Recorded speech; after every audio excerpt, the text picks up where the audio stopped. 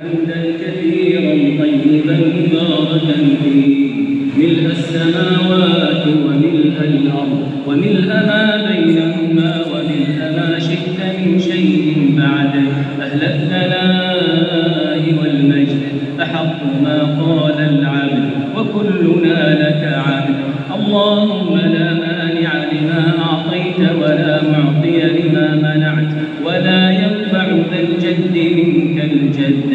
لا إله إلا أنت سبحانك إنا كنا من الظالمين.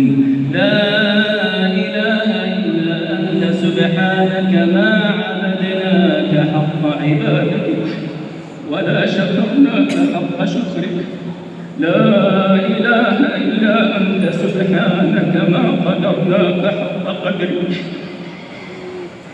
اللهم اهدنا فيمن هديت اللهم اهدنا فيمن هديت وعافنا فيمن عافيت وتولنا فيمن توليت وبارك لنا فيما أعطيت واصرف عنا شر ما قضيت إنك تقضي ولا يقضى عليك إنه لا يذل من واليت ولا يعز من عاديت تباركت ربنا وتعاليت.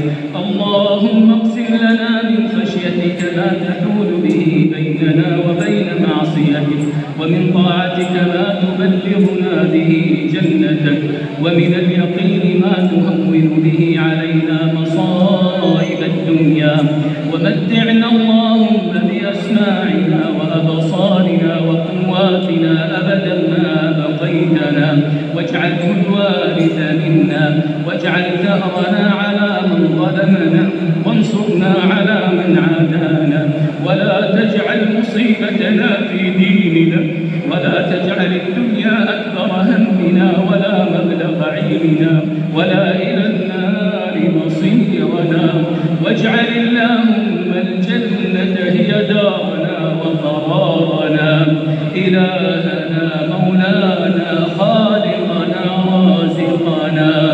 اللهم إنا نسألك بأسمائك الحسنى وصفاتك العلى اللهم أعتق رقابنا من النار.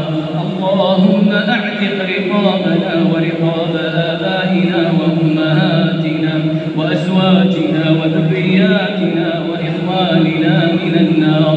اللهم إنك عفو تحب العفو فاعف عنا. اللهم إنك عفو تحب العفو فاعف عنا. اللهم إنك عفو تحب العفو فاعف عنا.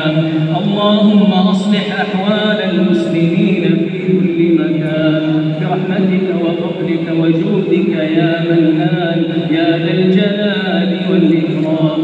اللهم يا حي يا قيوم وفق إمامنا بتوفيقك وأيده بتأييدك.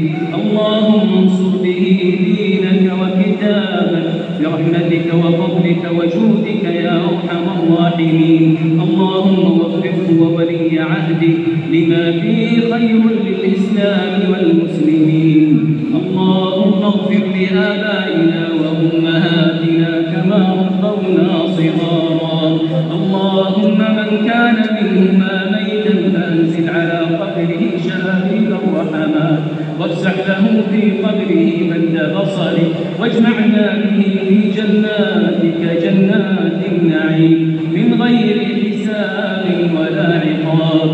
ومن كان منهما حيا فأطل في عمره وأحسن في عمله واختم لنا وله بخاتمة الإحسان.